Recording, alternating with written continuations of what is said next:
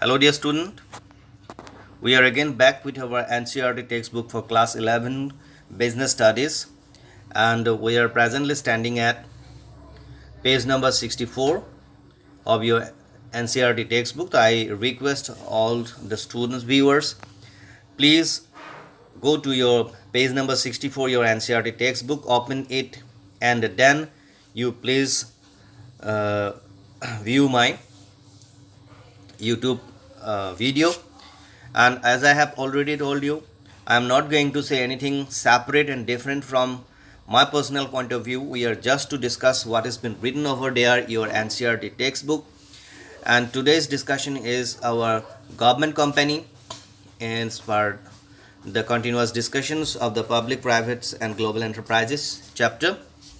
And I again once would like to tell you that my video is intended to explain the meaning between the lines of the NCERT textbook and to give you the confidence that what has been written there and what you have explored is almost okay, and to boost up your confidence. Now, zooming out the basic things of government company, it is a government company. A government company is established under the Companies Act 1913 and is registered and governed by the provisions of this act.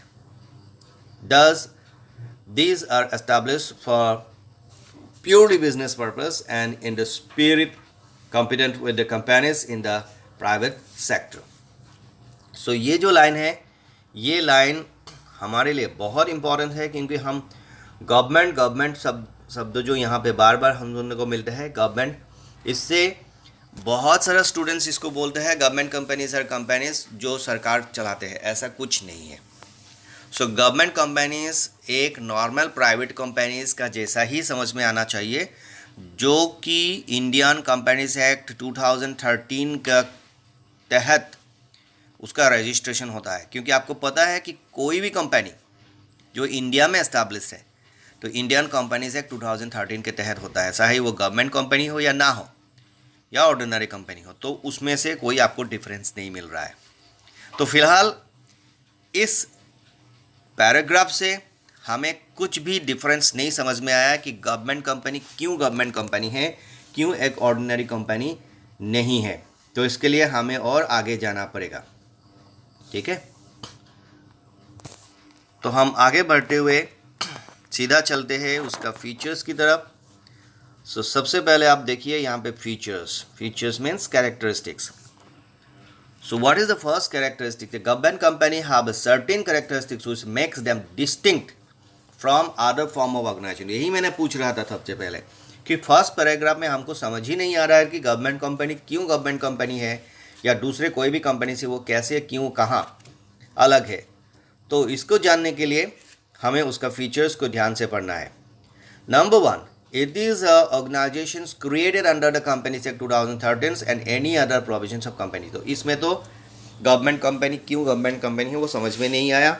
बस यही बताया कि company act 2013 के तहत जिसके तहत बाकी कंपनियां गठन होते हैं, गवर्नमेंट कंपनीज भी गठन होते हैं. The companies can file suit and code of law against. तो ये बाकी कंपनी भी कर सकते हैं, अपने नाम से केस ले सकते हैं, दे सकते हैं, तो गवर्नमेंट कंपनी भी दे सकते हैं, ले सकते हैं. The company can enter into the contract. बाकी कंपनी भी एंटर इनटू द कॉन्ट्रैक्ट और प्रॉपर्टी ओन कर सकते हैं, तो हमारा कंपनी भी कर सकते हैं. The management of the company is regulated by the provisions of companies act. कोई भी कंपनीज का मैनेजमेंट कंपनीज एक्ट प्रोविजन से हो सकता है, तो इसमें भी गवर्नमेंट कंपनी सेम ही है. The employees of government companies are appointed according to their own rules and regulation और मेमोरेंडम ऑफ आर्टिकल. तो ऑर्डिनरी कंपनी का भी एम्प्लॉयमेंट ऐसे ही होता है, गवर्नमेंट कंपनी का भी एम्प्लॉयमेंट ऐसे होता है. तो इस पे जो फीचर्स है, ये जो फीचर्स आपको दिखाया गया है, तो ये सारा फीचर्स गवर्नमेंट कंपनी बोलने से भी ये सारा फीचर्स कोई भी एक ऑर्डिनरी कंपनी का फीचर्स ही है. यहाँ तक हमको कुछ समझ में ही नहीं आ रहा कि गवर्नमेंट कंपनी क्यों गवर्नमेंट कंपनी है. ठीक है, अब यहाँ जाते हैं. These companies are exempted from the accounting and auditing rules of proceedings. क्योंकि कोई भी ऑर्डिनरी कंपनी को गवर्नमेंट अकाउंटिंग्स के थ्रू आना नहीं पड़ता है, तो गवर्नमेंट कंपनी होने के बावजूद भी यहाँ पे गवर्नमेंट शब्द लगा है, फिर भी ये गवर्नमेंट का जो ऑडिटिंग्स है उसमें से नहीं आना पड़ेगा, क्योंकि इसमें भी वो कोई भी ऑर्डिनरी कंपनी का जैसा ही है. ठीक है। पॉइंट नंबर 5 में बोला है कि a government company obtains is fund from the government share holdings and other private share holdings. इसमें थोड़ा सा एक बिंदु आया है जहां पे ये बोला है कि funded from government share holding, sorry, ये बोला है कि funded from government share holding. किससे शेयर होल्डिंग से फंड आता है? Government share holding along with other private share holding. इसमें गवर्नमेंट शेयर होल्डर्स का थोड़ा सा नाम यहाँ पे लगा रहता है। तो फिलहाल कैरेक्टरिस्टिक्स या फीचर्स देख के भी हमको ये समझ में नहीं आया कि इसको गवर्नमेंट कंपनी क्यों बोल रहा है। इसको कोई भी ऑर्डिनरी कंपनी को तो गवर्नमेंट कंपनी बोलते नहीं है, तो इसको क्यों बार बार हम गवर्नमेंट कंपनी बोल रहे हैं? ये क्यों का जवाब अभी तक नहीं मिल रहा है। तो हम रूल बैक करते हैं आगे का तरफ जाने के लिए। यहाँ पे देखते हैं कि यहाँ पे कुछ लिखा है क्या। सो देखिए, पॉइंट जो गवर्नमेंट कंपनी का बेसिक मीनिंग है, यहाँ पे सेकंड पैराग्राफ में कुछ बोला है। ये देखिए, अकॉर्डिंग टू, यहाँ से देख रहा हूँ सेकंड पैराग्राफ कहाँ है भाई, यहाँ से देखिए। According to the sections 2 subsection 45 of the companies act 2013, a government company means, यहाँ पे आपका मीनिंग आ रहा है, a government company means any company in which not less than 51% of the paid up, 51% of paid up.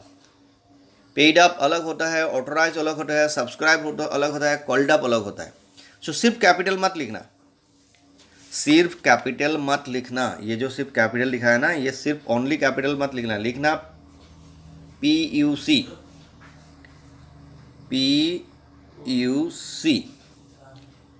ये लिखना PUC, मतलब paid up capital, ठीक है। PUC 51%, यही होता है गवर्नमेंट कंपनी। मतलब इसका जो पेड अप कैपिटल है वो 51% से कम नहीं होना चाहिए।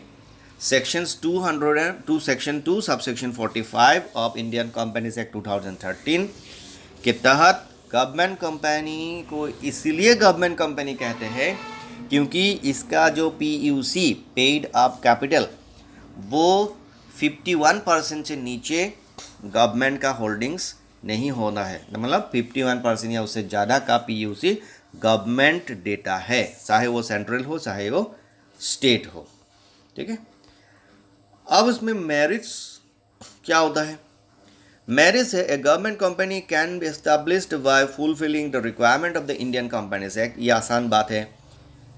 It has a separate legal entity apart from the government. सरकार और गवर्नमेंट कंपनी का बीच में कोई आपस में तालमेल जरूरी नहीं है। इट एन्जॉयज ऑटोनॉमी, वो अपने आप में एक स्वयं संपूर्ण रूप से अपने आप को देख सकते हैं, सरकार का कोई पाबंदियाँ इसमें नहीं है। The companies by providing goods and services reasonable price, हम सोच सकते हैं कि गवर्नमेंट कंपनी हमें एक सही मानदंड का सामान, सही मूल्य का सामान हम लोग को उपलब्ध करा सकता है। ये हम मैरिट्स में देख सकते हैं। अब लिमिटेशंस में we can discuss about the limitation number 1, since the government is the only share holders in some of the companies the provisions of company act does not have much relevance. कभी कभी ऐसा होता है 51% से ज़्यादा हो के 100% हो जाता है सरकार का ही निवेश। ऐसे केसेस में सरकार का अपना जो दबदबा है वो इतना भारी हो जाता है कि कंपनी रूल्स कहीं पे कहीं रह जाता है। It was constitutional responsibility which a company financed by the government should have. It is not answerable directly to the parliament. सबसे बड़ी बात है कि सरकार अपना जो सही गलत का निर्णय करता है वो पार्लियामेंट्री डिबेट में आता है। पार्लियामेंट बैठता है, वहाँ पे सरकार का पक्ष विपक्ष दोनों बैठता है और सरकार के किए धराए पर विपक्ष का तर्क होता है और उससे ही उसका सही गलत का फैसला होता है और देश आगे बढ़ते हैं। लेकिन पार्लियामेंट्री डिस्कशंस में गवर्नमेंट कंपनी का बारे में डिस्कशन नहीं किया जा सकता है क्योंकि वो एक आम कंपनी है, तो उसके बारे में सरकार दायबद्ध नहीं है। The government being the sole share holder, the management and administration rest in the hand of the government. The main purpose of the government company registered like other companies is defeated. तो government जब 100% shares जब भी कभी company का government का हो जाता है तो ये कंपनी का जो डायरेक्टर्स होता है या मैनेजिंग डायरेक्टर बोर्ड होता है वो सारा का सारा गवर्नमेंट्स का नक्शे कदम पर चलने वाला होता है. तो कुल मिला के सरकार का जो एजेंडा है वही उस कंपनी को फॉलो करना पड़ता है. सरकार का जो विचार है, सरकार का जो मतलब है, वही मतलब इस कंपनी को आप फॉलो करना पड़ता है. तो ऐसे केसेस में इसको जो आम कंपनी के तरह गठन करने का जो सरकार का निर्णय होता है उसका कोई वैल्यू नहीं रह जाता.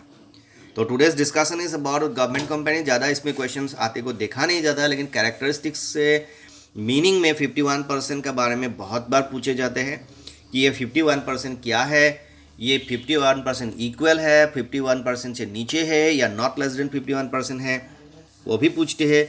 ये भी पूछते हैं कि 50% of authorise capital, 51% of paid up capital, 51% of subscribe capital. मतलब इस तरह से कन्फ्यूजन क्वेश्चन आपको पूछ सकते हैं. तो be clear in the definition and meaning. And I think it is quite enough for today and have a great day.